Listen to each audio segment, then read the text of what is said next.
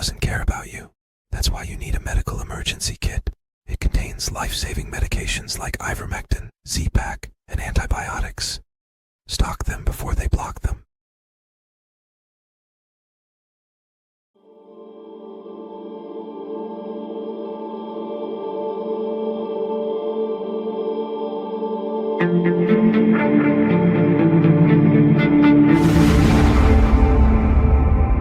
Ceasefire in Gaza. Finally, after 2 years of war, Israel and Hamas just agreed to the first phase of a U.S.-brokered peace deal. The plan pauses all fighting, swaps hostages and prisoners, and pulls Israeli troops back inside Gaza. Hamas will release around 20 surviving hostages, while Israel frees up to 1,700 Palestinian prisoners, including some serving life sentences. Israel's cabinet is expected to approve the deal today. Once that happens, there's a 72-hour window for the first releases and troop withdrawal.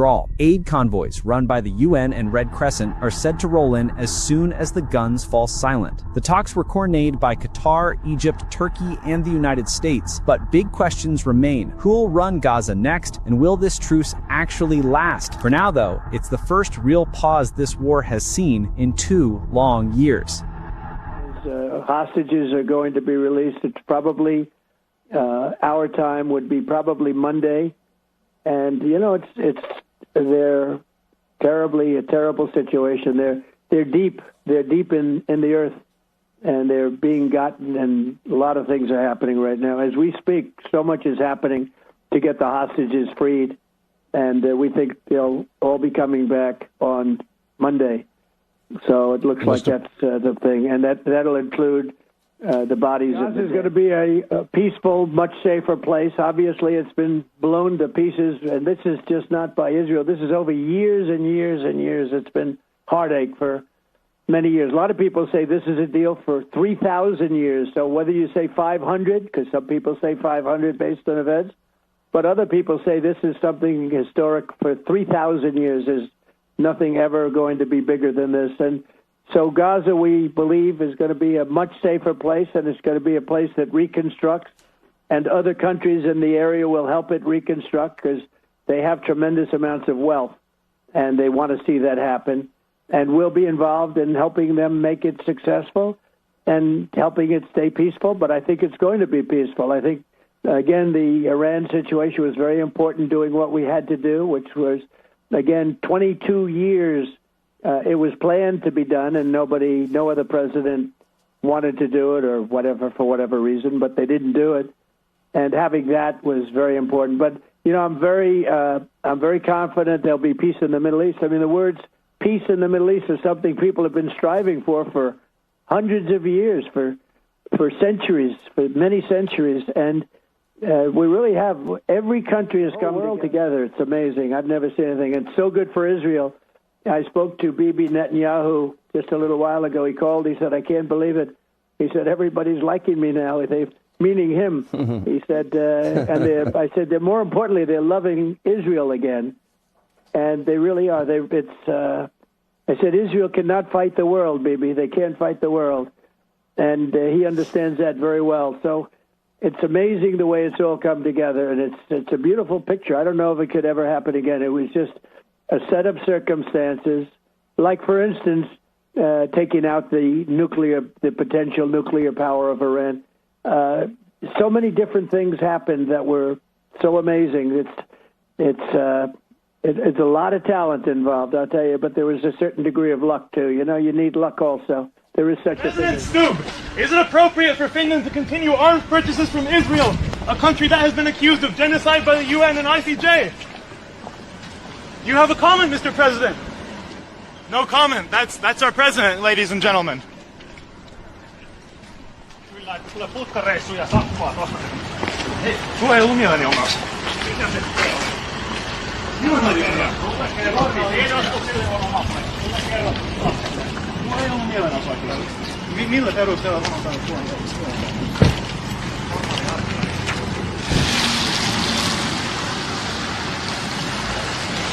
Mä kerroin hänelle askelmerkille, mielenilmaisu ei salli.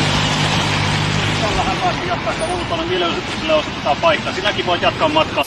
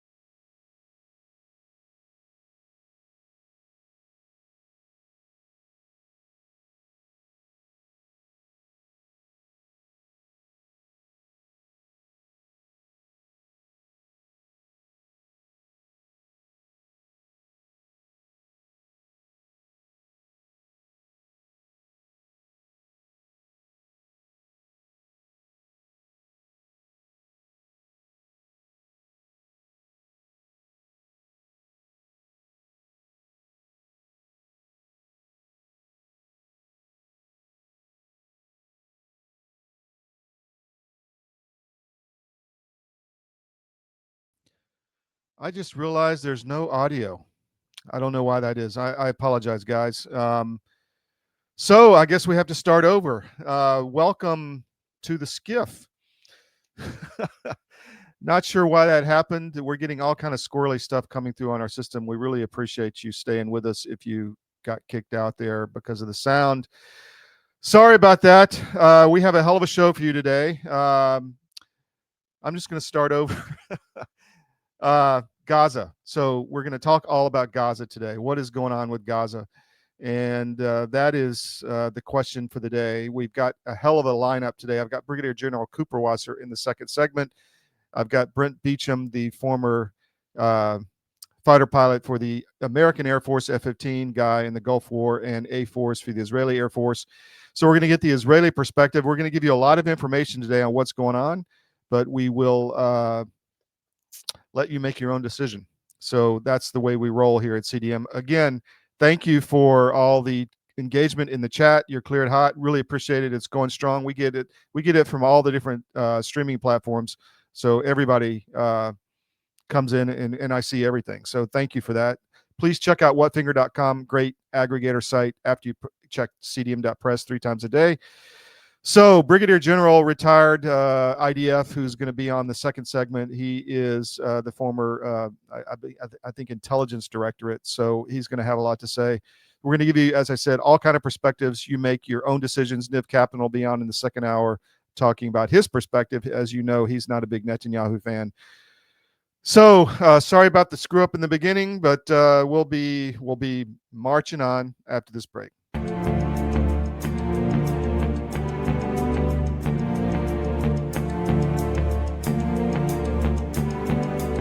Ask a question about the nicotine pouches? Yes. Does it melt in your mouth, or do you have to spit it out later? You can spit it out, you can swallow it, or you just savor it. I mean, you throw it in like you would a dip of tobacco.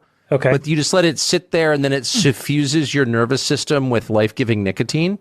And it really does feel like the hand of God is massaging you. But does it feel like the high of smoking a cigarette? It's simultaneously, if you can imagine the Zen paradox, higher alertness accompanied by deep relaxation.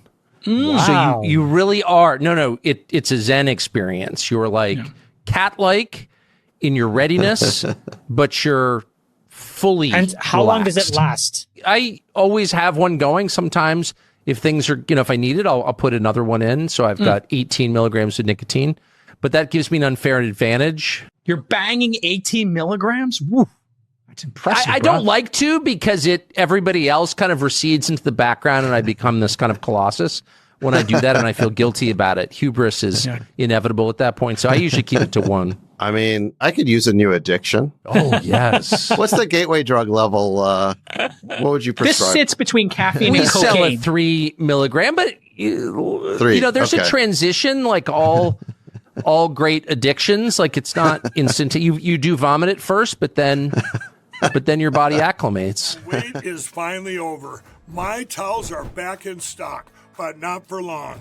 Get a 6-piece My Towel set, regular $69.98, now only $39.98. Towels that actually work. What a concept. And that's not all. Check out our My Pillow bed sheets, only $29.88. Any color, any style, any size, even kings, regular $119.98, now only $29.88. And how about our limited edition premium My Pillows, made with Giza cotton and a designer gusset, made exclusively for you to thank you for all your support. Queens $17.98, Kings only $19.98. So go to mypillow.com or call the number on your screen.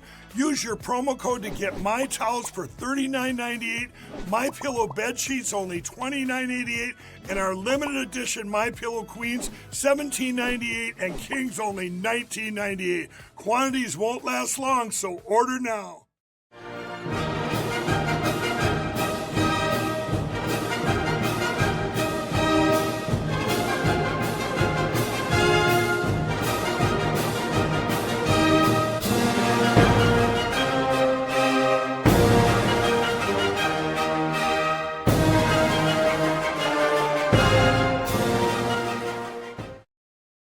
Welcome back to the SCIF. Sorry about that screw up in the first segment. We'll be back and I'll do the mission brief again, but I've got General Kuperwasser in the green room. I'm going to bring him in now. Sir, thank you for joining me today, short notice, direct from Tel Aviv. I appreciate it. Thank you for having me. I wanted to get you on because you've been a good friend of the show and a source of information out of Israel. What is your impression of the ceasefire that just was signed and the deal that's been put in place? Well, it's a major development. It's a historic day here in Israel. The release of all of the hostages in one move. It's really a very big joy for everybody here. Everybody's thrilled about it. We are aware of the fact that we are paying a price, but the price we are paying is much less than what Hamas wanted us to pay in the beginning. Mm-hmm. And in a way, we are within the framework of what we have anticipated as something that we can afford doing. And we are moving towards releasing the hostages in the coming few days. But beyond that, we are still on the track towards achieving the other goals of the war, which are to make sure that Gaza would not be a base from which terror attacks will be launched against us in the future, and to see that Hamas is removed from power. And these are two goals that are also very well embedded in the plan that President Trump has presented. Do you think it will last? That's the big question. You're going to release. They're going to release the hostages. You're going to release some prisoners, not all of them. I understand that some of the names are not going to be released. But do you think it will last?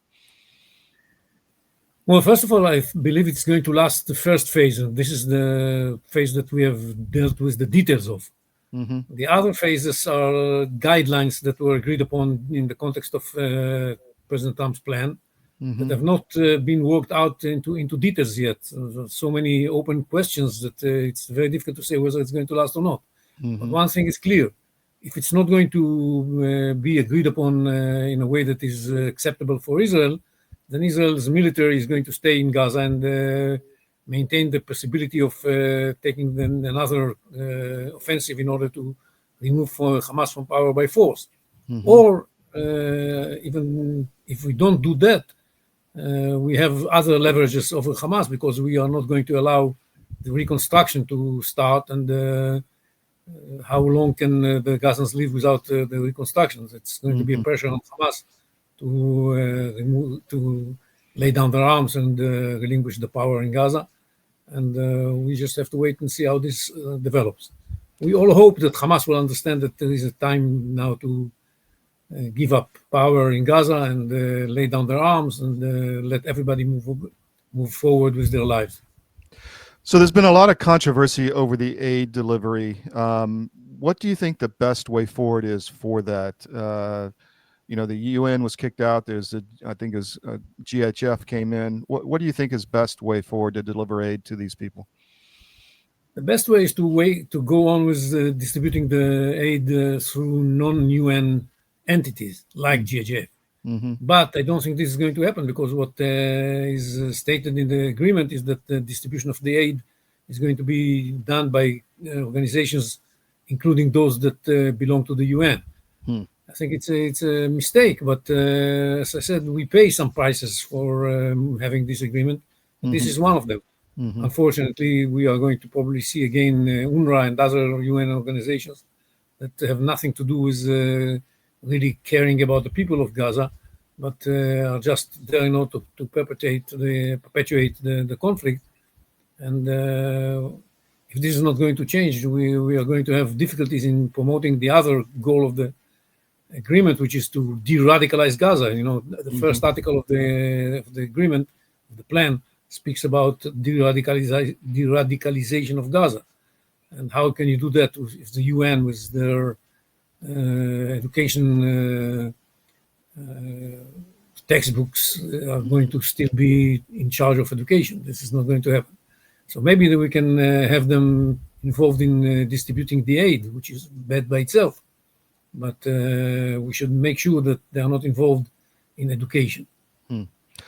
How do you prevent, because that was a major source, I think, of weapons import into Gaza, was some of the food delivery from the UN. Do you see that as a problem still? It's still a problem, but first of all, we are still in control of the Philadelphia corridor separating Gaza from Egypt, so it's more difficult to bring in big amounts of weapons. Secondly, we are going to check everything that's coming in. I just hope that we do it efficiently so that nobody can use the aid in order to bring in weapons. But whatever steps you take in order to do it in an efficient manner, still always somebody can manage to bring in some weapons inside the aid. Yeah.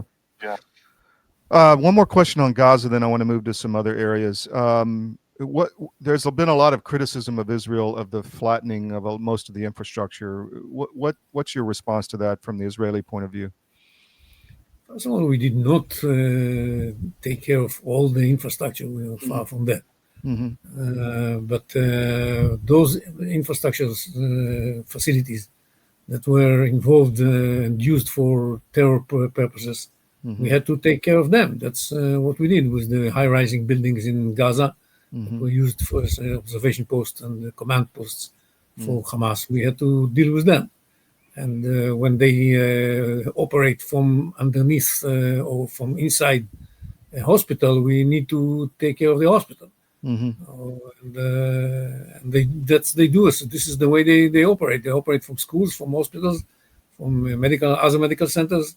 That's what they do. So in order to take care of those tunnels and bases and command posts, we have to take care of some of the facilities that otherwise would have been protected by the law of war. But unfortunately, this is not the case with the Gazans, with the Hamas. I understand. Let's move to the general region. Turkey is making a play, I believe, to have a much bigger presence in the Middle East.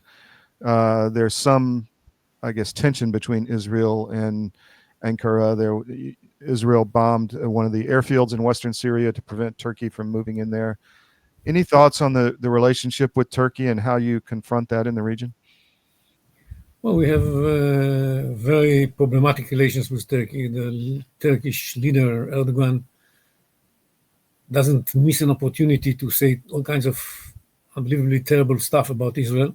And at the same time, he is considered by President Trump as a friend, as a person that he respects, and so on and so forth. One cannot understand it. I would expect President Trump to tell Erdogan, look, you represent a very important country and a member of NATO, and we want to have excellent relations with you, but stop this incitement against Israel. This is baseless and this is dangerous, and you should stop doing that. Unfortunately, President Trump doesn't deal with that, at least not publicly, and it's a big problem. Now, as you said, the Turks are getting more and more involved, and they were involved in cooking this deal with Hamas. Because they are friends with Hamas and they host Hamas and they support Hamas. This gives them some leverage over Hamas.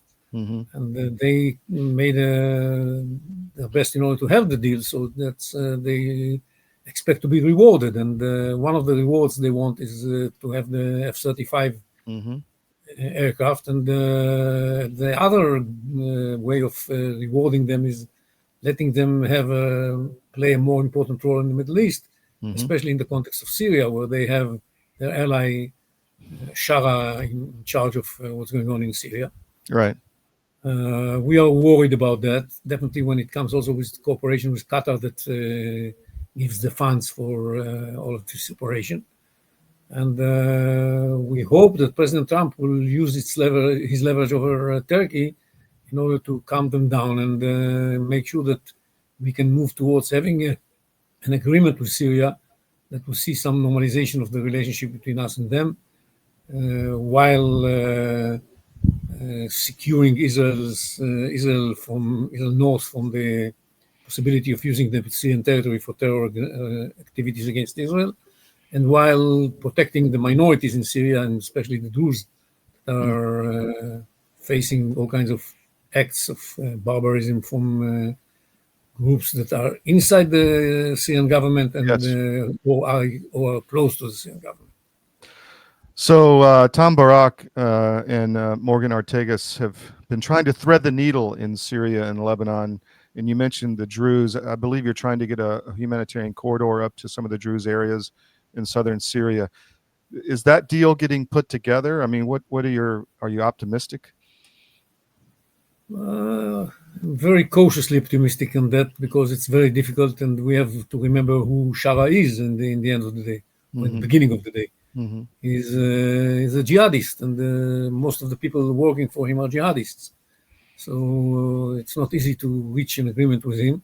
But for the time being, well, as long as he needs to reconstruct Syria and make sure that President Trump is on his side, then he behaves himself, and we have to take advantage of that and to see if we can get both the arrangements that would take care of our security from southern Syria and also this corridor that would allow us to support the Druze that are in a very bad situation and need our support.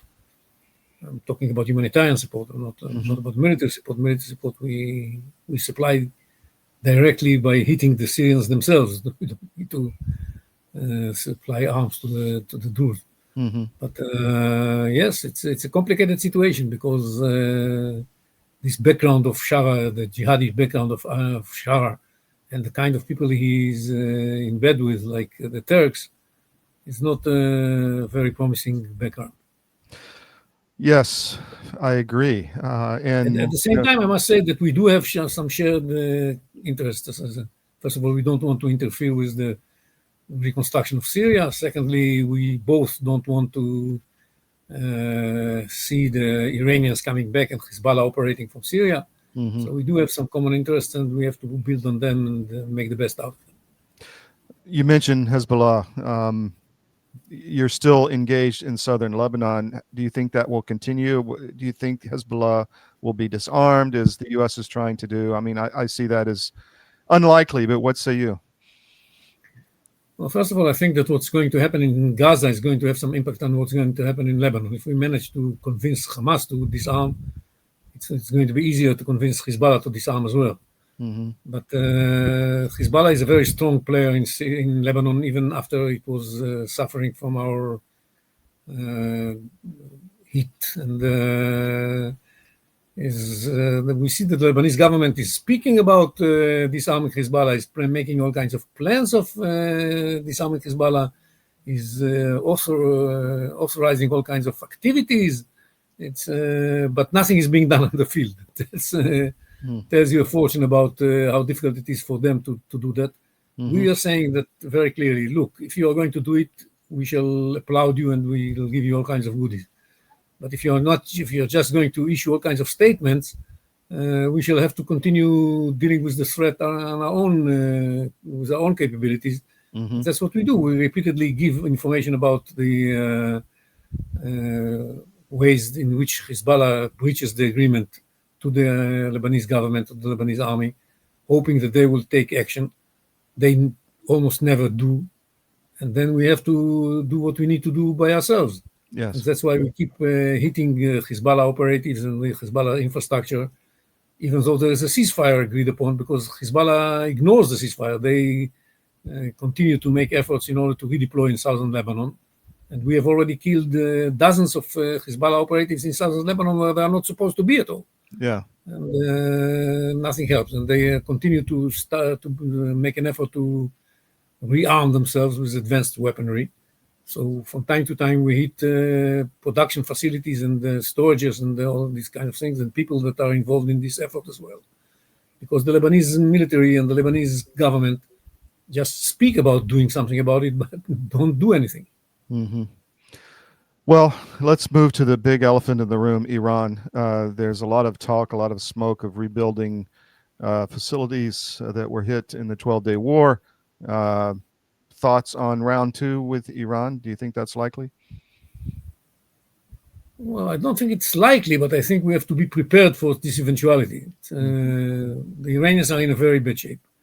Not only that they were hit severely by Israel and very significant damage was done to their, especially the nuclear project military nuclear project and to their missile production facilities. Mm-hmm. But the snapback now of sanctions and the entire situation in Iran because of their shortcomings, the lack of water, the lack of electricity, it's unbelievable how difficult the situation in Iran is. And the Iranian rial is collapsing, and the situation is really dramatic. Mm-hmm. And this, on the one hand, should lead them in the way of accepting the conditions of the West for easing the sanctions, which is giving up the military nuclear project and allowing the inspectors to reach anywhere, anytime, Mm-hmm. and announcing that and making sure that they do not get engaged again in enriching uranium to any level. This is what they have to do in order to ease the sanctions. But instead of doing that, they take all kinds of strange steps and that are not that much threatening, because, when they say that we are going to we shall consider leaving the NPT.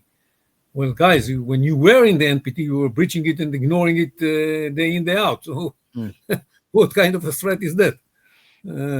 But this is one of the threats. They threaten to close the Hormuz Straits. Mm-hmm. Again, a very strange threat, because they know that this would cause the Americans to take action against the regime, not only against the facilities not only against military facilities. They realize that. So by and large, I would say that they are in a very bad situation. Instead of doing what they need to do, one of the ways to get away from there might be escalating the situation vis-a-vis Israel. We have to take that into account. Not that it's highly probable now, but it's one of the possibilities. And we know from 7th of October that you have to be prepared to all possibilities, all eventualities. And we have to be prepared and keep an eye and be ready to take action. Definitely, if they try to resume the activities of the nuclear project, then of course not only us but the Americans as well are going to take action in order to prevent them from doing so. They should realize that we've already crossed the point of no return on that issue. We've already taken action in Iran, so we are not going to be shy about doing it again if necessary. The ballistic missile issue, or threat from Iran, was an issue during the war. How do you feel about being able to protect your homeland, and are you developing any more, countermeasures against that threat? Well, I saw Prime Minister Netanyahu speaking about all kinds of new measures that we have developed. Mm-hmm. Some of them are relevant to this context, some of them are not. Mm-hmm. But Israel is, of course, able to defend itself. Mm-hmm. Cannot prevent all the missiles from entering. We had a ratio of 85-86% of the missiles that were shot towards us and managed to reach our area were intercepted. We have to find ways to raise this ratio, because it's very nice, very impressive, but it's not enough. Mm-hmm. We want to make it 99%. Mm-hmm. And we are adding the laser defense systems, but I'm not sure that they are at this point capable of dealing with the big Iranian missiles. Mm-hmm. But we have other means that are good for that purpose. And of course, the best way to defend ourselves is the offense. Mm. And, we are prepared for that. And this was the main tool during the war that was fought in June. And I guess this is what we're going to do in the future as well. Last question. In Gaza, back to there, are there any countries that are open to receiving people if they want to leave? Do you know? Look, first of all, there are all kinds of rumors, of course, but I didn't hear anybody saying that they are ready to accept Gaza. Mm-hmm. And the agreement that President Trump's plan speaks about not forcing anybody to leave, mm-hmm. and building them the facilities inside Syria, inside Gaza, that are going to be there for them to resume prosperous life in Gaza. so they will not be incentivized to leave. So this is now on a back burner, this idea of, but even though in between the lines, you can understand from the Trump's plan that it is not abandoned this idea. Those Palestinians who would like to leave would be able to leave. I'm not sure that he's working very hard right now, finding countries that would allow them to enter, but some effort may be done on that issue too. I think the most important thing is that to make sure that the plan is implemented in a way that clarifies to everybody in the Palestinian side and beyond that 7th of October was a very bad idea. That's why we need to keep working on removing Hamas from power and conditioning the reconstruction and changes in Gaza and de-radicalization. That's the most important thing in my mind. And there's a lot of work ahead of us in this respect. Sir, thank you very much for your time, General. I appreciate it. And we'll have you back. I appreciate your insight. Thank you. Okay. Bye.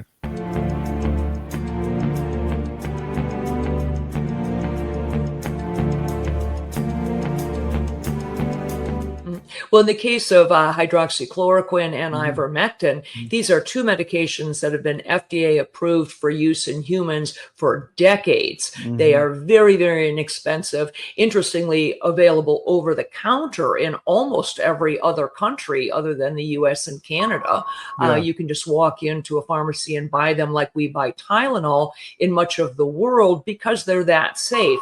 And we've known for decades that ivermectin has very strong antiviral properties. It has anti-inflammatory properties, and both ivermectin and hydroxychloroquine are what we call zinc ionophores. They help to move zinc from the bloodstream into the cell, which is where it needs to be in order to fight off a virus.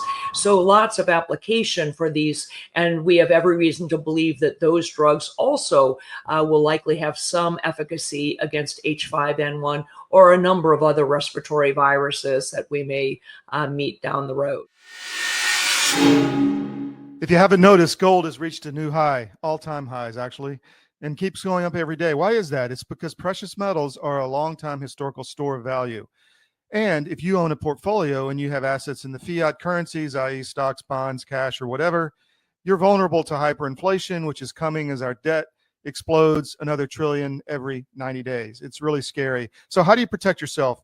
Go to Advisor Metals. If you look on any of our cdm.press sites, about halfway down, there's an ad for Advisor Metals. Click on it, fill out the form for your contact info, and Ira Bishotsky will contact you and talk to you. It's an easy conversation. There's no sales pitch.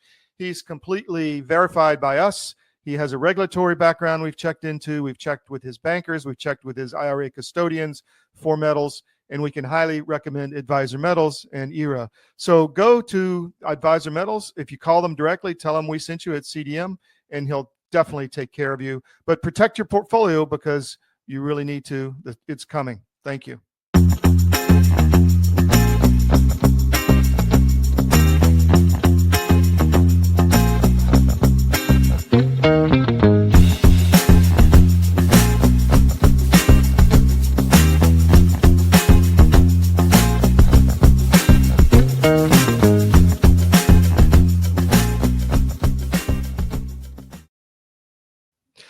Welcome back to the SCIF. I just wanted to give a shout out to CDM Metals per the ad there, cdmmetals.com for our audio audience. Go there and you can connect with Advisor Metals. We've had a lot of good feedback on them.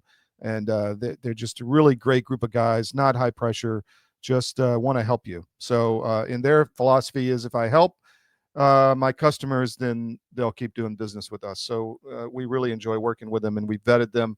And we can highly recommend them at cdmmetals.com. Also, I wanted to point out just something real quick on the Middle East. This is my book, Paying the Price, The Untold Story of the Iranian Resistance.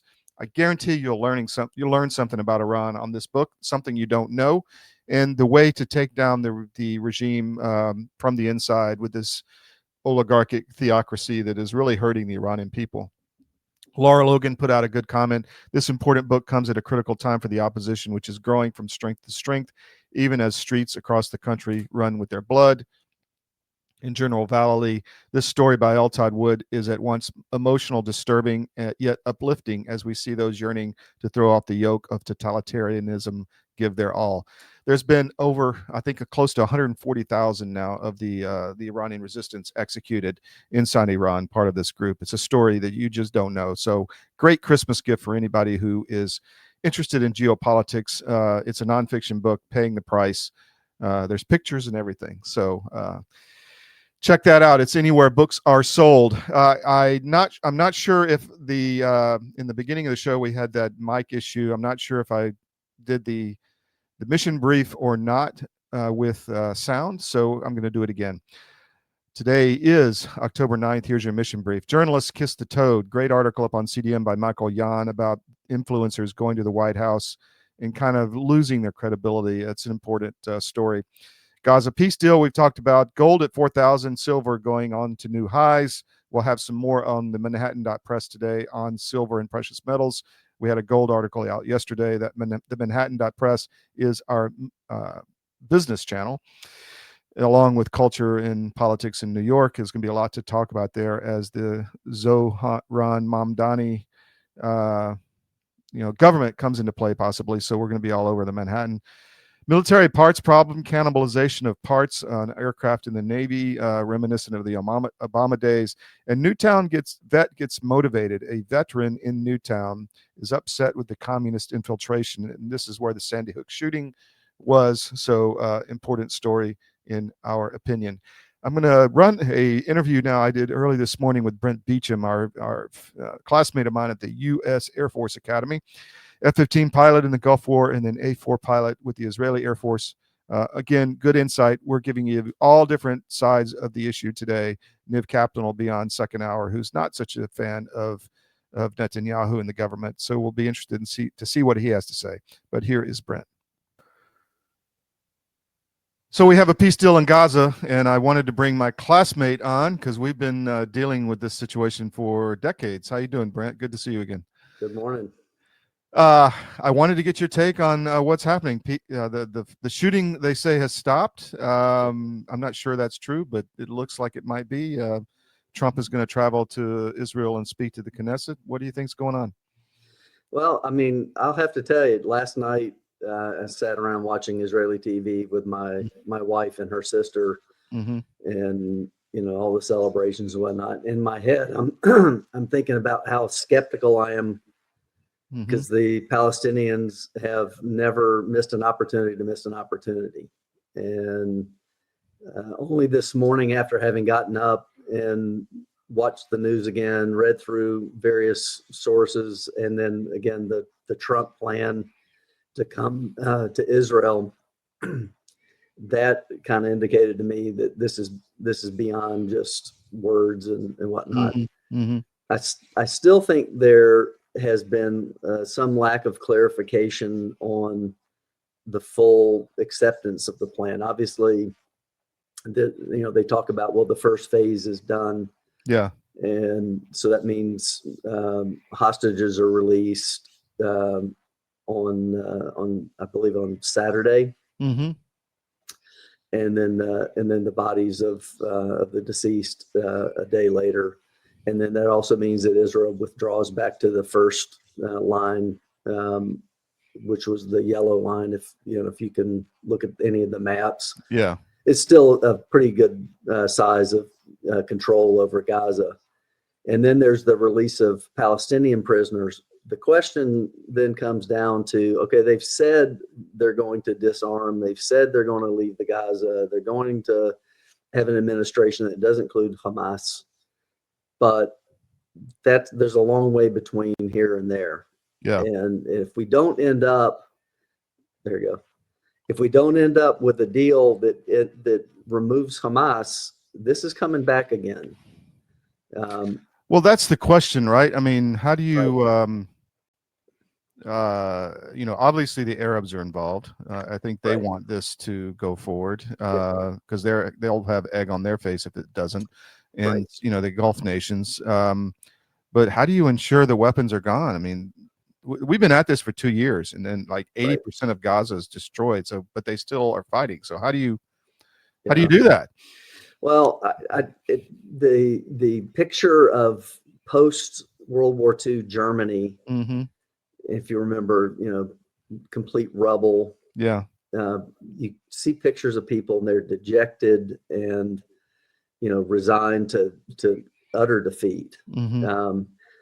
If I look at pictures of Gaza from, 10,000 feet, it's flattened for a good portion of it.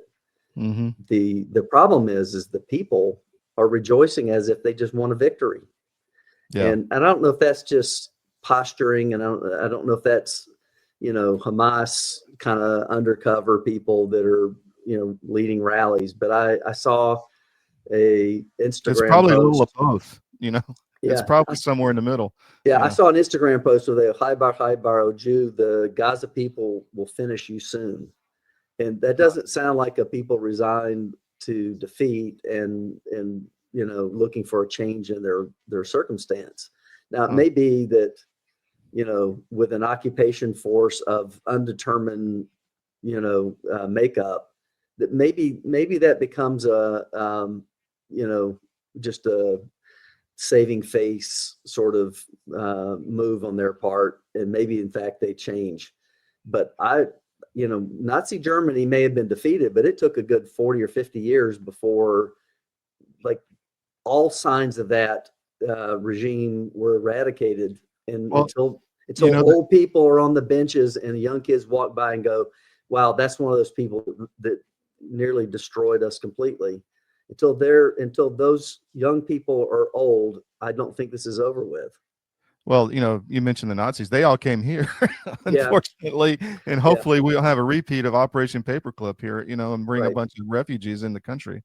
And you have to go way back when, but the Soviets used the Palestinian cause as a way to get at the West. It's a backdoor against us. And so they've been used as pawns for 75 years and told for 75 years, you're going to get your land back. There's no compromise. You can't accept anything less than the destruction of Israel.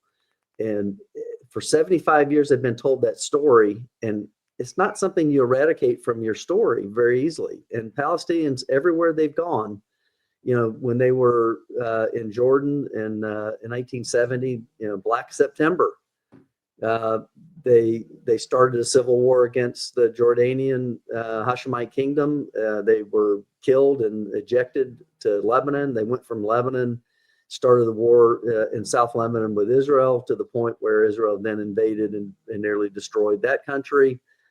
They ended up in Kuwait during the Gulf War and sided with Iraq. They always side with the wrong cause, and they were ejected from there. So everywhere these people have gone, they've caused trouble. The interesting thing to me is we're not dealing at all with this with the West Bank. And the West Bank people, again, young people are radicalized, and I think they support this war more than the people in Gaza do. And then there's this tertiary part. What about all the people in the West? I don't see, for a country that, or for people that's been that this is called a genocide, I don't see anybody in the West, and I'm talking about the pro-Hamas, pro-Palestinian movements, calling for the end of the war and a ceasefire. If you have an opportunity to end a quote genocide, wouldn't you do anything to stop it? And they're not. So I think this thing carries a lot deeper than just what's happening in Israel and happening with hostages and what's going on with Gaza. This is something that we're going to live with for a long time in the West.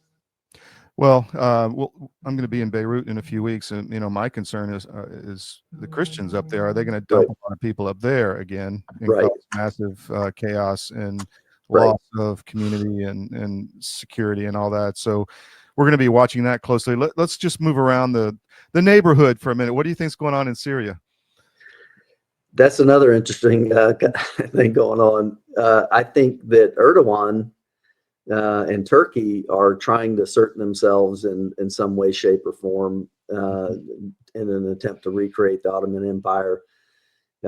Israel obviously has vested interest in not allowing Giuliani to have forces close to the border with Israel. Mm-hmm. And they want to protect the Druze and to a degree the Christians. And you have Kurds that have a say in all this, and they're being attacked. So there's a war going on up there in right.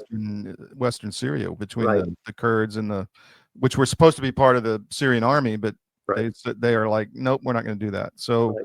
It's a failed state. Yeah, it's a failed state that I don't know that Syria ever exists again as a unified country. I think they get incorporated in some way to Turkey. Turkey changes their name to the Ottoman Empire.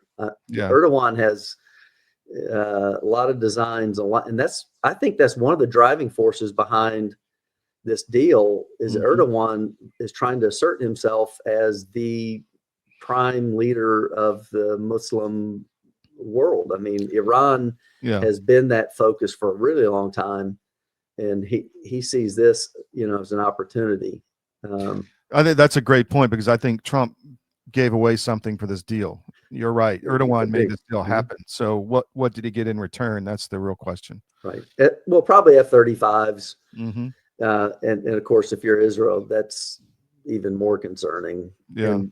But it's a really strange relationship. They're the NATO allies, but they are seemingly very anti-Western right now, and trying to establish themselves as a standalone power in the Middle East. And you've got Armenia too, which is another issue. Connecting with Azeris in Armenia across the new Trump route for international peace and prosperity, otherwise known as the Janjur Corridor.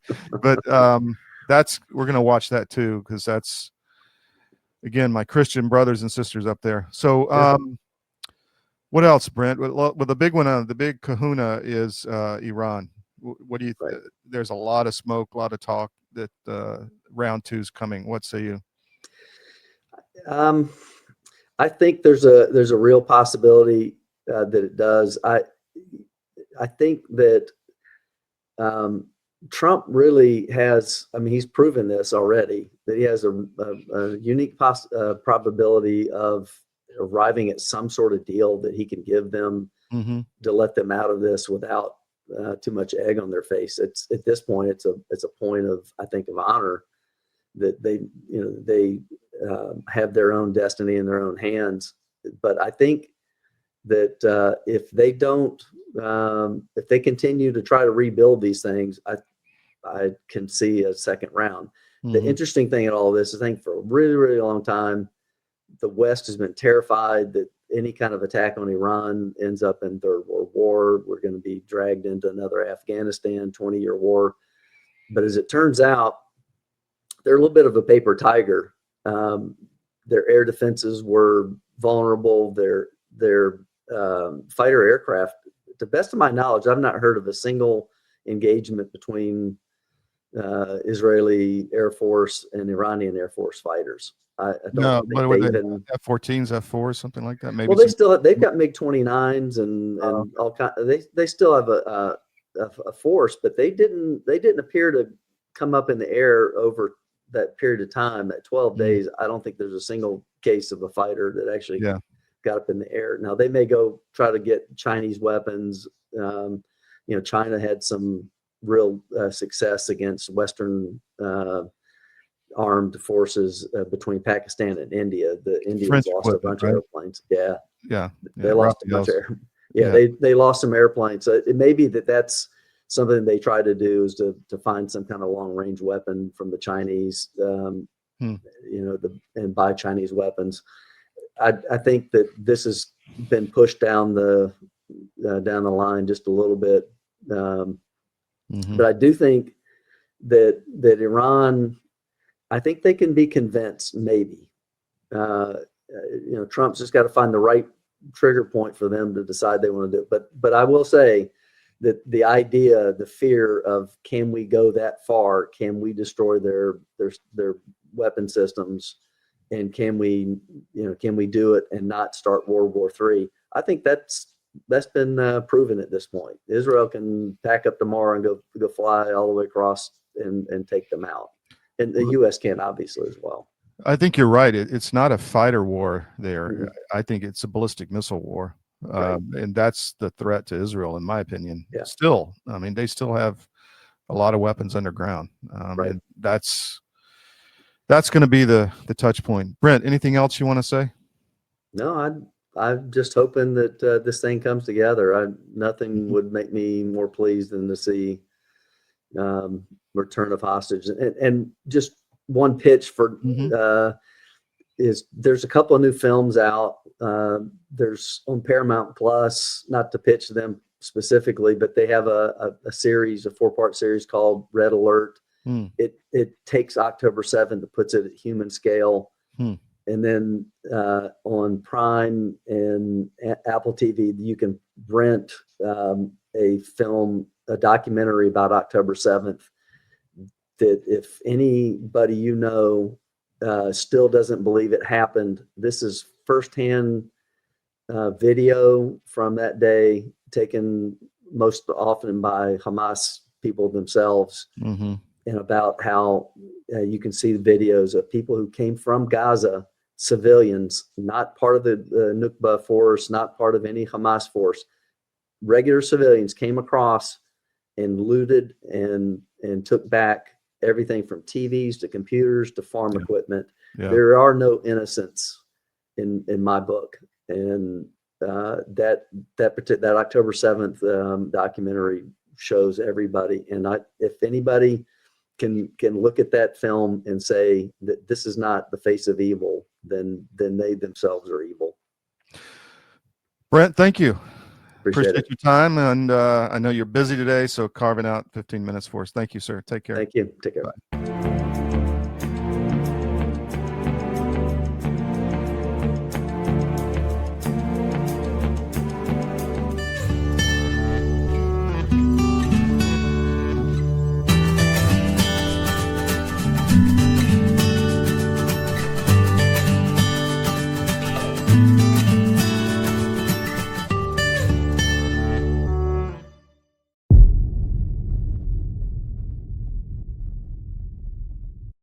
The bird flu is circulating. We're getting more and more press, more fear mongering, more warnings about this. First, let's start with that. What say you on? Well, what I say is it specifically is not circulating. It's in animals. There's one human, maybe two transmissions, no human-to-human transmission. And stand by, everybody. If there is some sort of sudden human-to-human transmission, you should immediately be suspicious that gain of function was involved with that. Just the fact that they're taking an animal virus and going nuts on it in the press and talking about it all the time, that to me leads me to believe that they have concerns that somebody is doing something with that virus, because this would not happen naturally, in my opinion. Our world is changing rapidly. Many crucial systems we depend upon are collapsing. And the most important system that is failing is the food supply. Mr. President, this Council is more than aware of the multiple challenges and threats the world is facing today. But the threat of famine, people starving slowly to death, must be a red line. These food prices are going to keep going up, and they're going to keep feeding excuse after excuse, narrative after narrative. Yeah. Where you're going to have to get off that treadmill and start getting more autonomous with your own food growing. You want to make sure that you can eat, because frankly, food is the biggest issue as we are going through these transitions. But amidst the chaos, there is a path to resilience. Marjorie Wildcraft is the female leader of the survival and preparedness movement. Marjorie has taught millions of people how to grow an abundance of food in a grid-down situation, even if you have no experience, are older, or out of shape.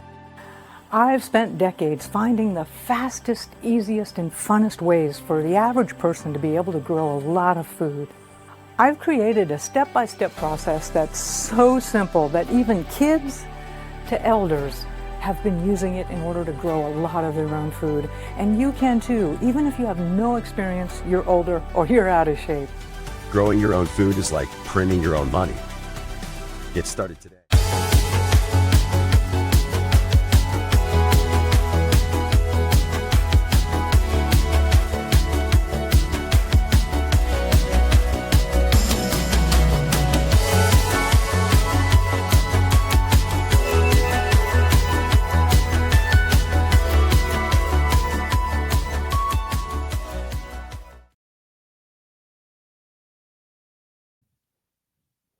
Welcome back to the SCIF. Thanks for joining us today. Hope you enjoyed the guests so far, getting some good comments in the chat.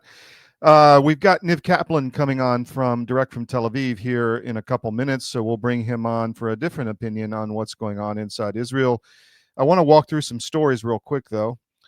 This one is up on the Connecticut Sentinel, our Connecticut paper, which has been extremely effective in probably the most infiltrated communist state in the country, the cradle of liberty. It's a real shame, but we're doing our best to combat it. There was an issue we've talked about with Newtown Allies, which is we believe, a Marxist kind of infiltration group that has captured the town and captured the police force, the education system, and the government in Newtown. And this is where the Sandy Hook shooting happened. And there's one veteran who said he's had enough. And this story is on ConnecticutSentinel.com, spelled with a C, the old revolutionary way. I can bring up that paper. Hold on one second, and I'll do that for you. So we have 7 papers across the country in different jurisdictions, along with our military, Hispanic, and then overseas papers. And then CDM.press is our main channel. But you can find this on the ConnecticutSentinel.com. I've got Niv in the green room, so I'm going to bring him in. Niv, how you doing, my friend? Thanks for joining. Good, thank you. How are you? Well, I'm well. How are you? I mean, what's the vibe on the ground in Tel Aviv? Well, the vibe is very optimistic. Mm-hmm. Everybody's hoping that the deal will come out, mm-hmm. and we'll see the hostages back here soon. Mm-hmm. According to, as I understand it, Trump announced that they signed the first phase mm-hmm. of the deal. So we're all very hopeful. So, yeah, well, it's been a long time, 2 years. So I'm hearing Sunday or Monday the hostages will come back. Is that what you're hearing? And do you know how many are said to be alive? Sorry? How many do you think are alive? And they're going to come Sunday or Monday, right? That's a good question. And not only that, it seems that they don't know exactly where they are, where everybody is. There could be some that are not, that they can't find. So they said they'll put together a multinational force mm-hmm. To look for whoever they can't find. Yeah. So hopefully beginning of next week, we'll see them all here. So I guess the families are on pins and needles, right? This must be just a horrific time for them. Just unbelievable pain and suffering. They're out. I mean, they celebrated after Trump announced the signing of the first phase. But, they're still antsy because, anything can go wrong. Yeah. Any announcement, they have to agree to release some terrorists from here. Yeah. And I don't know if I saw they weren't going to release some names, and I don't know the background on those people, but they refused some of them, probably the more horrific terrorists. Yeah, I don't know. What about Bibi? What is his political situation right now? Well, he seems to be set aside next to, and Trump is running the country. That's what it looks like. I mean, he apologized to the Qatar minister or whoever, the Qatar guy there. And I understand that it was all set up by Trump, and they made sure he said, but the craziest thing is, I mean, you go and attack Qatar, the one place that, they sit and negotiate regarding the terrorists and ceasefire, right in the middle of this whole deal. I mean, it's unbelievable. Yeah. And the families of the hostages were very upset by this move, and hopefully, if the hostages all come back, then we'll maybe we dodged dodged a bullet here. Yeah. But I never understood why they attacked there, right in the middle of negotiations, and the one place that at least they sit down and talk. So before the war, before October 7th, there was a huge division in Israeli society. There was demonstrations in the streets over the justice reform and all of this. Are those undercurrents still there in Israeli society after 2 years of war? Yes, absolutely. I think once the hostage and Gaza situation is solved, is gone somewhere, gone in some route, then they'll be back to trying to to destabilize the legal system here. Mm-hmm. And that's all because that he's on trial, and he doesn't obviously that's something that he is shying, keeping away from as much as possible with all sorts of excuses. But I really don't understand the judges. They just let him says, well, I have to leave because there is some urgent security matter, and they let him go for 3 days. What kind of what kind of a country is this? Where's the legal system? So who is waiting in the wings? Who has enough stature in Israel to step up and be the prime minister? Well, they talk about Bennett. Mm-hmm. I think they say that if Bennett runs, then he'll have the majority, along with that general. I forgot his name. Mm-hmm. The Democratic Party, mm-hmm. And Lieberman, mm-hmm. and so. But you never know. We've been through so many elections over the years, and for somehow he manages to win each one of the elections for now, 17, 18 years? Yeah. It's like using democracy against itself. It's just unbelievable. What do the Israeli people think about President Trump and what he's been doing? Apparently the Israelis now adore him. There was a photo in one of the newspapers or sites here, seeing the hostages that were released kissing a Trump doll or something. Yeah. So, sorry. No problem. So, yeah. Let's expand out a little bit. There's a lot of talk of another conflict with Iran. Do Israelis want that, or do they want just peace and leave it alone? Yeah, they've been talking about this thing for so many years. Mm-hmm. And I don't think anybody knows what's going on. Mm-hmm. But I think it's being kept there just in case there's they're out of threats. They can always use the Iranian threat. But mm-hmm. In my opinion, from what I see and what I hear and what I read, at this point, it's not a real threat. So I don't know. What is your thought? There's a lot of talk with Ben-Gvir and Smotrich about Greater Israel. Do Israelis want that? Do they want to expand the country? There's a faction that wants to go back to settle Gaza. Mm-hmm. Smotrich, I think, is the head of this faction. This mm-hmm. idea of resettling Gaza, Jews resettling, but it's just, we have enough place here mm-hmm. for everybody, and they don't have to go to live in Gaza where they'll be under threat all the time. The army will have to guard them just like in the West Bank, and it'll just create a whole new situation. A whole new why.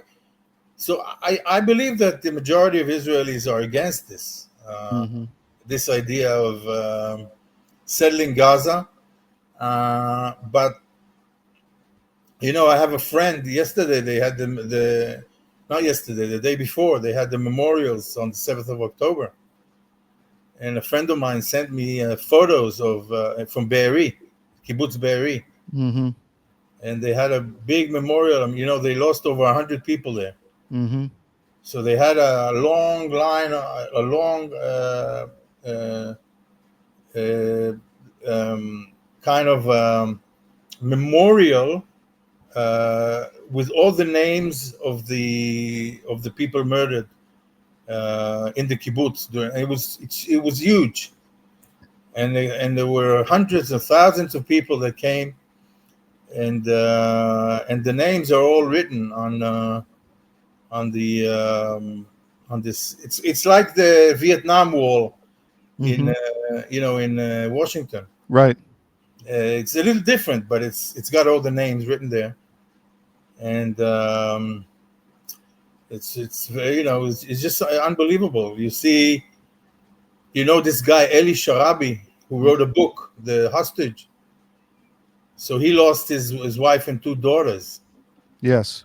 And so he sent me a picture of their 3 names there on that wall, and just hard to believe. Hard to believe. Yeah, you mentioned the West Bank. What do Israelis want to happen there? There's a lot of smoke and talk about that area. Huckabee is calling it, and a lot of Israelis, Judea and Samaria. What's your thought on all that? Well, if it was up to me, I would divide Israel in 2. How, like in the Bible, where they had the Jehuda tribe, and then all the rest. And make a Tel Aviv country and a West Bank country. And let them have their own military. Why do our children, our people, have to go and guard them and risk their lives just because of a certain place they think or they belonged or used to house the Jews back in 2,000 years ago, So many people in Israel, I believe, don't understand.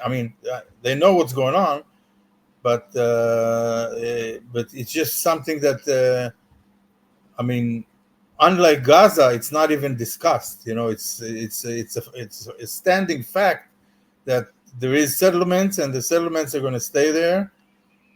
And most of the people who live there are religious and are very hard right, and they'll just keep us busy all the time, Yeah. So I think it's pretty common knowledge, and I'm not making a judgment one way or the other, but I think it's common knowledge that Israel's lost some standing in the world. How do we get that? How do you get that back, or do you? Well, it's very strange in my eyes, because on the one hand, we were attacked and there was a mass murder on the 7th of October of 23, which the entire world saw, and there was horrific things that happened there. And 2 years later, Israel is being banned from places and activities, and and it's just that I think that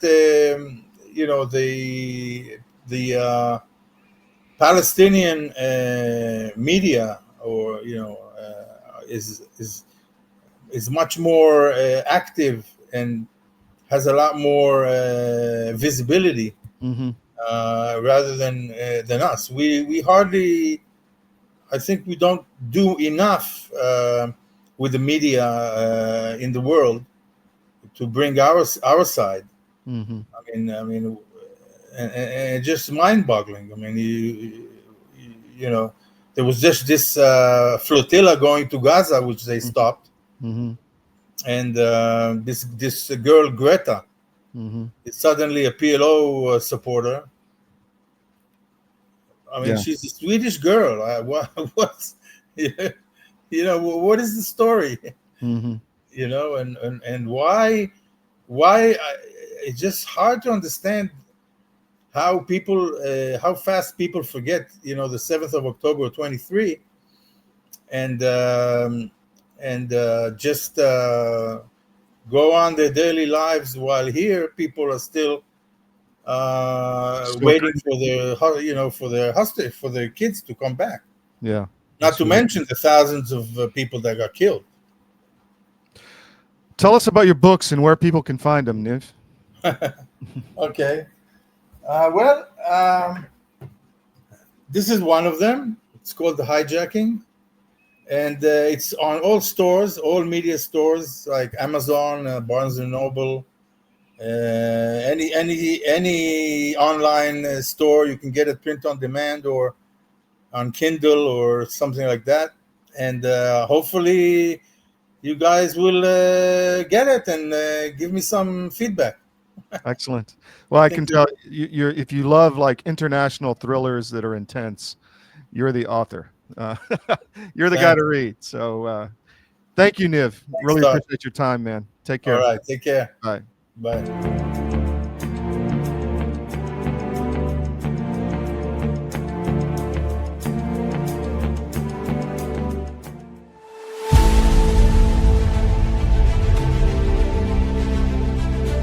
Watching my friends gain more and more weight, and then eventually I got to tell you, this is a little dark, but bad diet literally killed my whole crew.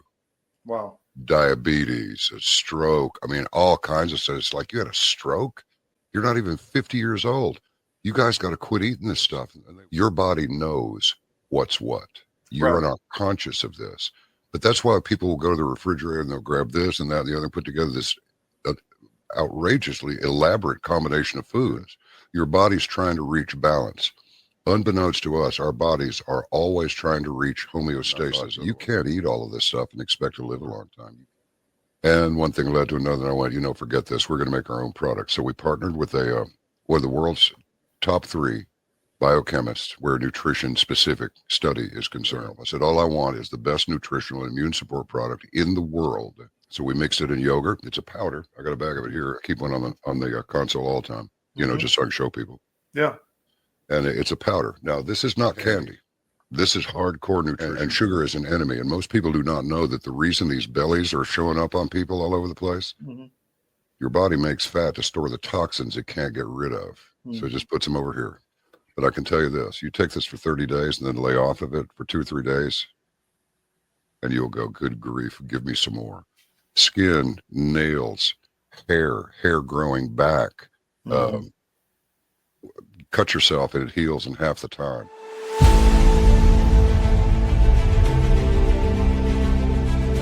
I'm David Cross, and you may know me from my election integrity work, but I also own U.S. Asset Management, an investment advisory practice. I've been an advisor for nearly 30 years, and one of the questions I get asked most frequently is, do I have enough money relative to other people my age? And while that's an interesting question, it's also the wrong question. The right question is do you have enough money to sustain your lifestyle for the rest of your life? This is a question you should know the answer to. This is what we do. Check us out at us-am.com and look for our big proud American Eagle logo.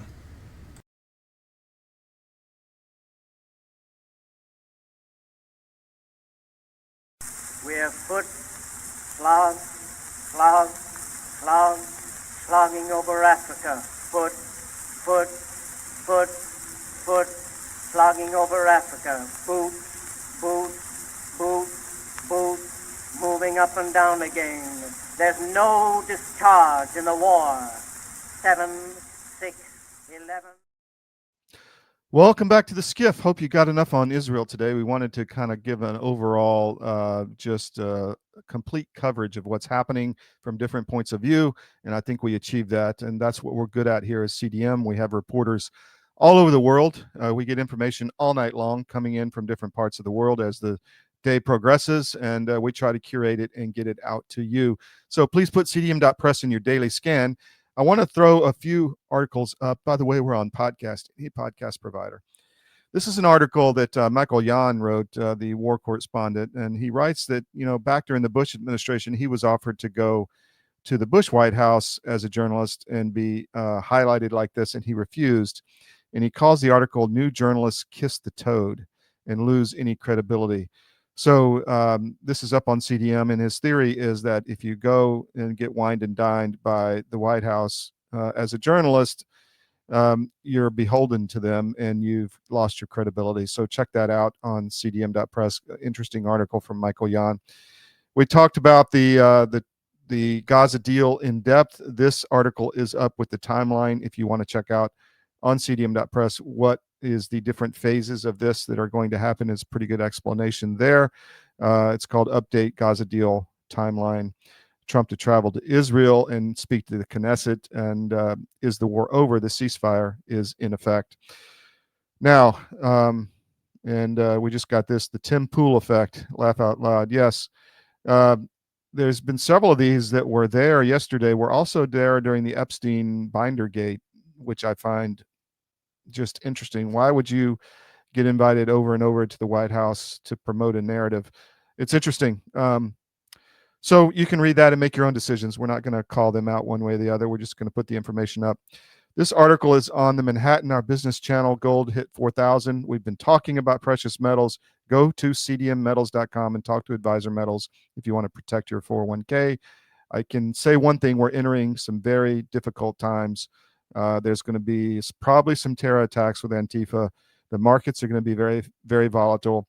You can go to Advisor Metals, set up an IRA through them, put some precious metals in your IRA, still inside the tax-free wrapper at their IRA custodian, physical gold or precious metals. So talk to Advisor Metals, the team there, and you can do that via cdmmetals.com. There'll be an article up on the Manhattan.press soon on Israel as well. It's not Israel, on silver. Thank you. And then this article, cannibalization of Navy aircraft, pulling parts off aircraft that are downed or out of service for maintenance to keep the other ones flying. Classic tactic. It happened a lot during the Obama administration with the reduction in military spending, and it seems to be happening again.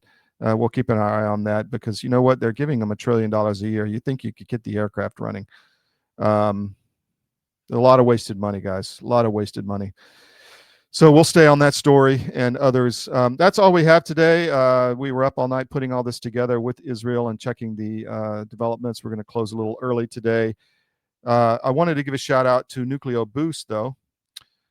This is the capsules. They've just come out with the capsules. This is one tablet a day without all the different types of nutraceuticals that you may need. You can get it all on cdmnutrition.com. They also have the powder. This is what the powder looks like. This is empty, of course, but once a day in a shake or in yogurt or whatever. But the capsules people love. Easy to take, easy to travel with. Great stocking stuffer too. If you have somebody that you want to get healthy, give them this bad boy. Give them the monthly subscription. Is cheaper. Go to cdmnutrition.com. We talk about that a lot. We're proud of that product. It's really good. It gives us a heck of a lot of stamina.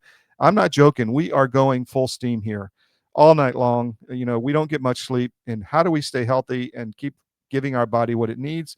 It's with Nucleo Boost. So check that out at cdmnutrition.com. Wow. So we're done for today. We'll be back tomorrow. Another big show. Just so you know, we don't have this show put together daily until the last minute because the news changes so much. This is an intelligence show. It's not like we can pre-tape a week earlier, with Tina Peters and just put it up. This is going on up to the minute. We're changing things, adding people, deleting people, rescheduling people. So apologize for the sound issue this morning, but we're literally, there's a saying, I won't a-holes and elbows. I won't say that's what we are here. So we're going to keep working hard for you. We want to make you the smartest out there. Please tell people about the show, share the links, sign up for our channels, CDM1 on Rumble, YouTube, X are the primary ones. Subscribe, like, follow. And you know what? Tell people about it, as I said, and sign up for our no ad subscriptions. If you go, let me just throw that up here real quick. go to my.cdm.press, and you can sign up for our no ad subscriptions, and it's $10 a month, or pay the $100, get it out of the way for 12 months, and you're done. People love that. No ads popping up. We're putting out a lot of content all over the network. It's really ramping up, and we're getting a lot of attention and traffic. We need to pour gas on that fire, and we need financial support. If you don't want to sign up for the subscription, just make a donation and support us on the top menu at CDM, or buy something from one of our retail channels, cdm.press, second line on the top menu, and you'll see all of that. So thank you again for everything. And even if you don't watch us on YouTube, Amy Williams just gave me a good idea. I love the way the show goes. We don't need entertainment, just news and truth. Well, that's nice. But also, when another one, I'll go look on YouTube for you guys. Even if you don't watch us on YouTube, please subscribe to us there just to build the numbers on Rumble, CDM1, YouTube, and on X. Thank you very much. We'll see you tomorrow. Really appreciate the support, and hope you enjoyed it today. Talk to you tomorrow, cdm.press at 10 a.m.